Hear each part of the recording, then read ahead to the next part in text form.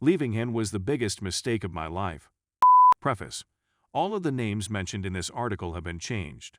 The grass isn't always greener on the other side of the fence. Sometimes the green you see is sewage clogging up in the distance. Dave, my ex-husband, and I met in college 6 years ago. We were both 22 at the time, and to say the sparks flew right away would be an understatement. He asked me to marry him after just 2 years of dating, and I said yes. Dave is a brilliant, hilarious, and very creative individual. He majored in digital animation and hoped to be the digital Walt Disney, as he put it. He had a knack of articulating the worlds he built and the people in his head in such depth that you couldn't help but be amazed. He was determined to find a job in his field once we finished, but getting into show business, much alone animation, is difficult. We'd find out soon enough in our marriage. We relocated from our native state of Washington to California in order to be closer to Hollywood. He pursued odd jobs and freelance animation projects to try to get his foot in the door with any of the large animation companies, while I studied teaching and became a school teacher. For the first couple of years, I accepted that this was the way to come into the business. My optimism eventually gave way to despair. Los Angeles isn't inexpensive, and living on a teacher's income and the few assignments he'd receive wasn't going to be sustainable in the long run. I was becoming annoyed with his lack of development. My frustration quickly turned to resentment, which permeated every part of our marriage. This went on for 3 years. Nothing occurred just as it seemed that he could get his big break. Nonetheless, he had pleaded with me that he had to keep to his plan, that his efforts will be rewarded. With all of the expenses we were barely keeping up with, I could see it. Our relationship began to deteriorate throughout this period, and by fall off, I mean tumble off the edge of a deep pit. Dave's dream was turning into my nightmare, and I couldn't bear being near him at times. Every waking minute, he'd be working on his dumb projects, as I call them. Yes, we went on dates. We made buddies with whom we would hang with. But Dave's inability to begin a career in animation was weighing heavily on me. I resolved to work off my frustrations in the gym, and I did so.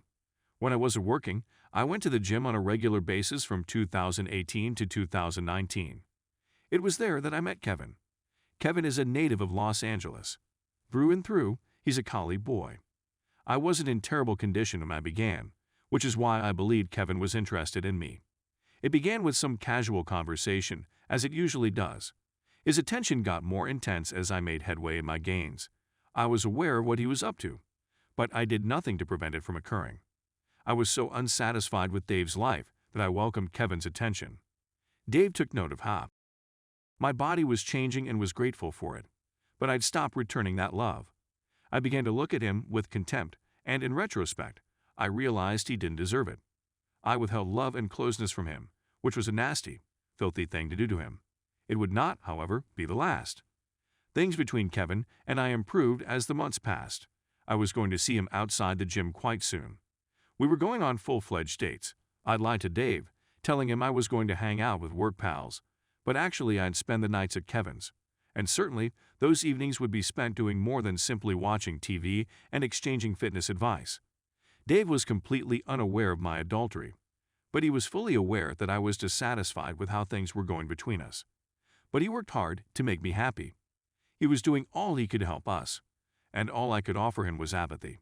It struck Dave like a truck when I informed him I wanted a divorce in August 2019. I told him I couldn't wait any longer for his dream to come true. I wanted to create a family, and I knew that because of where we were financially, emotionally, and psychologically, I would never be able to do so with him. He begged and implored that I not do it. He continued asking me why I was doing this to him, and how I could do such a thing to him. A part of me felt horrible because I knew I was abandoning him for Kevin, but I knew in my heart that this was what I needed. We were still in our early 20s. He may be able to recover from this. We were simply not meant to be. Those were the justifications I gave myself. I opted not to ruin him in the divorce since we lived in California. All I asked for was half of what I had contributed to the marriage. We were living in a one-bedroom apartment with no real assets, so there wasn't much to obtain in the first place. Meanwhile, he, our friends, and our families were unaware of Kevin's existence. Kevin, on the other hand, was aware that my marriage was in trouble. He was the one who persuaded me to abandon Dave for him. By November 2019, I had divorced Dave and was gradually transitioning to a full-time relationship with Kevin. By the time COVID arrived in California, I'd understood what a terrible decision it had been. Hanging around with Kevin and living with him were two very different experiences. I won't go into specifics, but it occurred to me how much I missed the things Dave did that Kevin didn't. Like the small sketches Dave would scribble on post-its and put in places he knew I'd discover them. Or the fact that he'd constantly bring me food when I was marking papers. It's all the small things that have begun to add up. I also realized that newer doesn't always mean better when it comes to Dave knew things about me that Kevin never cared to discover. We ate up. That's precisely what we did. There was never any making of love. There were no emotional moments spent together. And now I'm confined with him. For the first several months, I assured myself that this was correct. However, by June 2020, the realization that messed up royally had begun to seep in. But this was also at the time that I'd let everyone know that I'd moved into a new relationship. Dave, as expected, was devastated. He sent me a lengthy email about how he was extremely saddened by the thought that I'd moved on after only 6 months or so, but he ultimately just wanted me to be happy. I really wanted to tell him everything right then and there, but I knew I couldn't.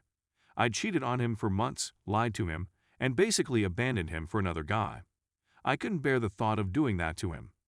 But reading his comments tore my soul apart, knowing that my own selfishness had cost me this lovely soul. All because I couldn't simply sit down, shut up, and wait for his plan to work. Fate, it appears, has a sense of irony, since only a few months after that email, I found out Dave had paired up with 2 other freelancers he'd worked with on previous projects to form their own firm. Because of the large migration from Los Angeles, obtaining office space for the research was not difficult, and they could still work from home if they want. I also learned via a common buddy in his industry that they'd released their first project, which was becoming popular on the internet.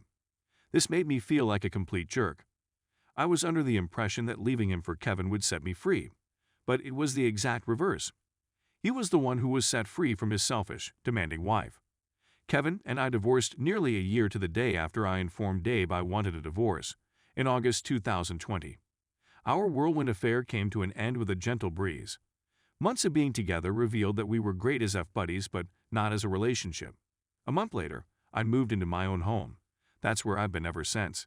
I'm watching Dave put his life back together while grieving the life I willfully took. I've been looking at his ArtStation profile a lot lately, and one of his shares from today really got to me. My muse was the title of the painting, which was a completely drawn picture of female portrait. Extremely intricate, with a watermark that reads for Cassandra 21. When he did pictures of me as muse, he used to call me that. Cassandra, whatever she is, has obviously picked up all of the parts of Dave that I had shattered. I click on one of the tags and, lo and behold, she's also a digital artist, just like Dave. So, not only did he find the motivation to build his own studio during my absence, but he's also found a lady who shares his artistic drive more than I ever could.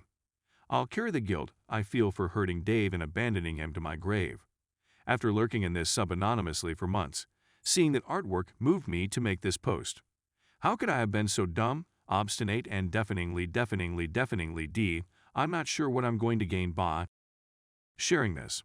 I'll never have him back, and even if he hadn't gone on, he'd never accept me back if he discovered the truth. I'm simply in so much pain, and I miss him so much. I left him for what I felt was the superior alternative, even though there was never any comparison after the event. My own self-centered desires lost me the love of my life. And now it's up to me to reflect and learn from this, and I shall do so. I'm perfectly aware that by clicking publish, I'm inviting myself to be crucified. It's not any worse than what I put myself through on a daily basis. I've been attending to therapy for the previous several months to attempt to deal with my emotions in general, but this one has a snake-like bite. He was my best friend, my idol, and my first true love. But I let my own concerns about what marriage should be push me away from him and into the bed of another guy who turned out to be nothing like the man Dave was. And now I'm afraid I'll never discover another love like that again. I simply wanted to get this off my chest someplace. Edit, to anybody who has questioned or mentioned it in comments, even some that have since been deleted.